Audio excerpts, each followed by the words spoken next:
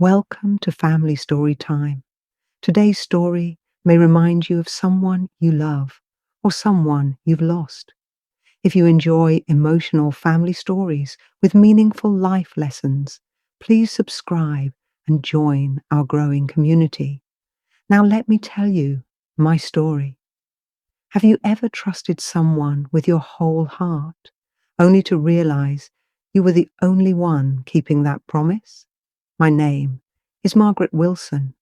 I'm 68 years old, and 7 years ago, my only son kissed my forehead, smiled at me and said, "Mom, I'll be back in an hour." I believed him. I sat by the window, watching every car that pulled into the parking lot, thinking one of them would bring my son back to me. But that hour turned into a day turned into a week became a month. Then the months quietly became 7 long years. Every morning, I woke up hoping that today would be the day I'd finally hear his voice again. If you've ever loved someone more than yourself, then maybe you'll understand why I never stopped waiting. Before I tell you what happened after those 7 years, let me tell you how we got here. I wasn't always alone. I was once the happiest woman in the world. My husband David and I built a simple life together in a quiet neighborhood outside Columbus, Ohio. We didn't have much money, but we had enough laughter to make our little house feel like a mansion. When our son Michael was born, David looked at him with tears in his eyes and whispered, "He's going to have a better life than we ever did." That became our dream. We worked hard every single day to give Michael every opportunity we never had. David drove delivery trucks 6 days a week, and I worked at a neighborhood grocery store before cleaning offices in the evenings. We were always tired, but every sacrifice felt worth it whenever we saw our little boy smiling. Michael was a bright child. He loved reading books about airplanes and business. Even at 10 years old, he would tell us he wanted to own a company someday. David would laugh and say, "Then your mother and I will be your first employees." Those are the memories I still hold close to my heart. But life has a way of changing everything without asking for permission. When Michael was 15, David collapsed at work. The doctors tried everything they could, but his heart simply gave out. One ordinary Tuesday morning, I kissed my husband goodbye before work. By that evening, I was planning his funeral. No wife is ever prepared for that kind of silence. The house felt different after David was gone. Every chair reminded me of him, every coffee cup, every photograph. Even the sound of the front door opening made me look up, hoping, just for a second, that somehow he'd come home, but he never did. I wanted to fall apart. Instead, I chose to stay strong for Michael. He had already lost his father. I refused to let him lose his future too, so I worked harder than ever. I accepted every extra shift I could find. Some mornings I stocked grocery shelves before sunrise. In the afternoons I helped elderly neighbors clean their homes. At night I folded laundry at a local hotel until my hands were sore. There were weeks when I slept only 4 hours a night. I missed birthdays with friends. I skipped vacations. I wore the same winter coat for nearly 12 years because every extra dollar went toward Michael's education, and I never regretted it. Not once. Watching my son graduate from college was one of the proudest moments of my life. As he walked across the stage to receive his diploma, I could almost hear David's voice beside me. "We did it, Maggie." I cried harder than anyone in that auditorium. A few years later, Michael landed an incredible job with a growing technology company. He called me the moment he signed his contract. "Mom," he said, laughing through happy tears, "we're finally going to have an easy life." For a while, it really felt that way. He visited every Sunday. He fixed things around my house. He took me out for dinner on my birthday. He even surprised me with a new rocking chair because he remembered how much I loved sitting on the porch with a cup of tea. I believed those Sundays would last forever. Looking back now, I realized the changes were so small that I almost didn't notice them. The phone calls became shorter.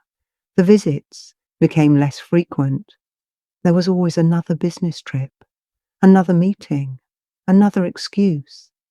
I kept telling myself he was just busy building the future his father and I had dreamed about. A mother's heart has a remarkable ability to excuse the people she loves. I didn't know that those little changes were the beginning of the hardest chapter of my life. And I certainly didn't know that one simple conversation with my son would change everything forever. Michael stopped visiting every Sunday. He called me one Friday evening. His voice sounded tired. "Mom, can I come by tomorrow? We need to talk." Those words made my stomach tighten. When someone you love says, "We need to talk," your mind immediately starts imagining the worst. The next afternoon, he arrived wearing an expensive suit I'd never seen before. He hugged me quickly, but it felt different. His embrace was shorter, almost distracted. As we sat in the kitchen, I poured us both a cup of coffee. He stared into his mug for a long moment before speaking.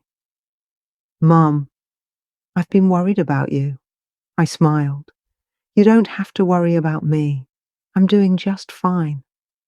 He looked around the house. "The stairs are getting harder for you. You live alone. What if you fall? What if something happens and no one knows?" I tried to reassure him. "I've lived here for 35 years.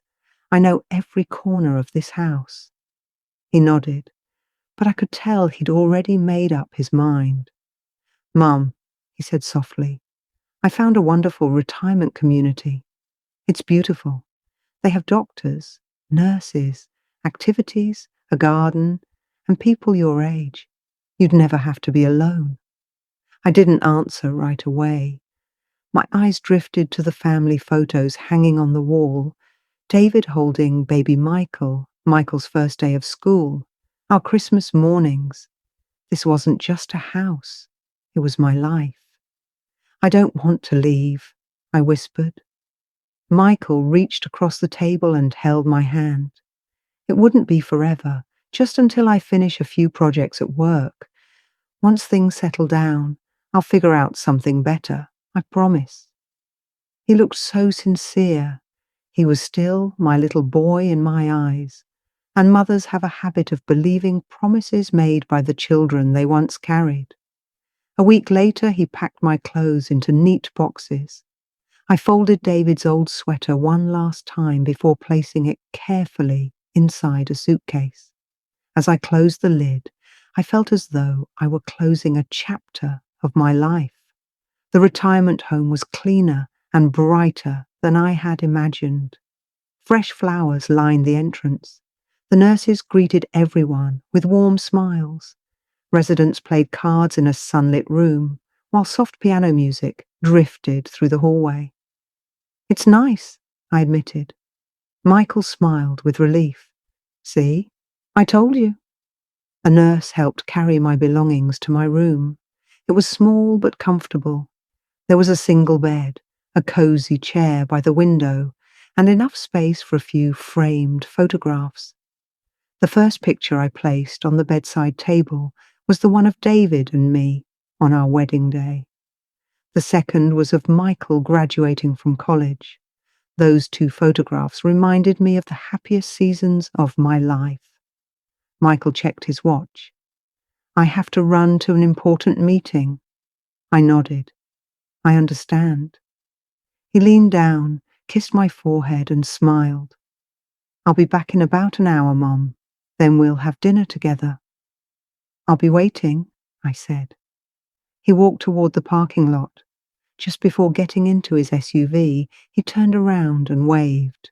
I waved back with a smile. I watched his car disappear through the front gate. I had no idea that was the last time I would see him for 7 years. That first hour passed slowly. I sat by the window, expecting his car to return at any moment. Dinner was served. I told the nurse, "My son will be here soon. We'll eat together." She smiled kindly. "I'll keep your plate warm." Another hour passed, then another. As the sun disappeared behind the trees, I began making excuses for him. Traffic must be terrible. Maybe his meeting ran late. Perhaps his phone battery died. The next morning, I woke up expecting him to arrive with an apology and flowers.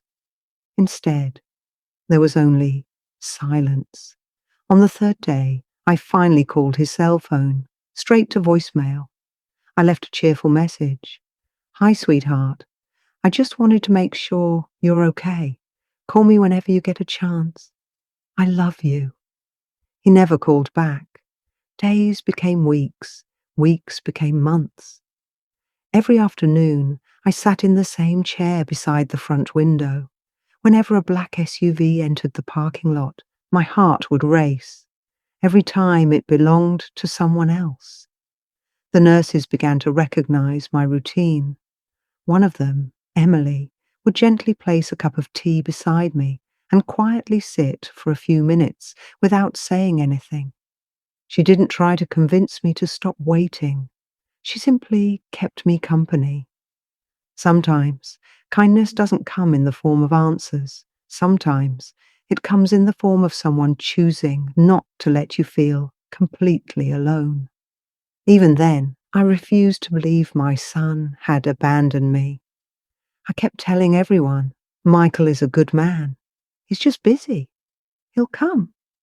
Deep inside, I still believed the little boy who once promised to protect his mother was still out there somewhere. I just didn't know how much life was about to change before I saw him again. That's the strange thing about a mother's love. It doesn't disappear just because her heart has been broken. One rainy afternoon, I was sitting by the window with a book resting in my lap when I heard someone ask the receptionist, "Is Margaret Wilson still here?"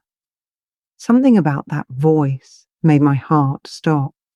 I slowly stood up. My hands began to tremble. A moment later, I saw him. Michael. His hair had streaks of grey I didn't remember. His shoulders were slumped. His expensive suits were gone, replaced by a simple jacket that looked worn from years of use. And before he even reached me, he started crying. Not the quiet tears of someone trying to stay strong, the kind of crying that comes from carrying guilt for far too long. He fell to his knees in front of me. "I'm so sorry, Mom." For a moment, neither of us spoke. 7 years of silence cannot be erased with a single sentence. I gently touched his shoulder. "Stand up, sweetheart." He shook his head. "I don't deserve to." The lounge around us had grown completely silent. Even the nurses paused what they were doing. Finally, Michael took a deep breath. "A few months after I brought you here, my company started falling apart. I thought I could fix everything if I worked harder. Then my marriage ended. I buried myself in work and kept telling myself I'd visit you next week, then next month, then after the next project." He looked down at the floor. The longer I stayed away, the more ashamed I became. His voice cracked. "I convinced myself you hated me." I quietly answered, "I never hated you." Fresh tears rolled down his face. I lost the company. I lost the house. My friends disappeared. The people who said they loved me were only around when life was easy. He looked directly into my eyes. And then I realized the only person who had ever loved me without asking for anything in return was sitting here, waiting for me. I wish I could tell you that All my pain disappeared in that moment. It didn't. The loneliness had been real. The birthdays, the holidays, the empty chair beside my bed, those memories couldn't simply be forgotten. But I also saw something else. I saw the frightened little boy who once held my hand on his first day of kindergarten. I saw my husband's smile in his face. Most of all, I saw my son.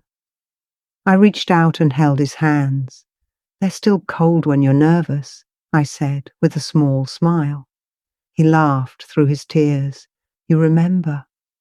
A mother remembers everything." We both cried, not because the past could be changed, but because the future still could. Michael visited every single day after that. He didn't arrive with expensive gifts. He came with his time. Sometimes we'd play cards. Sometimes we'd drink coffee together. Sometimes we'd simply sit in silence, watching birds outside the window. One afternoon he asked, "Mum, would you come live with me?" I smiled gently. "This place has become part of my life. My friends are here." He nodded. "I understand." "But," I continued, "you can visit me every Sunday." He laughed. "Every Sunday, every Sunday." And no excuses. No excuses. From that day forward, he never missed one. Rain, snow, holidays. It didn't matter. Sunday belonged to us. People often ask me if I regret forgiving my son. My answer surprises them. Forgiveness wasn't something I gave him because he deserved it. It was something I gave because I didn't want bitterness to become the final chapter of my life. Forgiveness doesn't erase the pain. It allows your heart to make room for peace.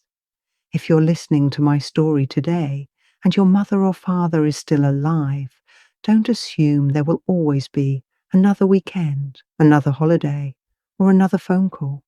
Life changes quietly. Years pass faster than we think.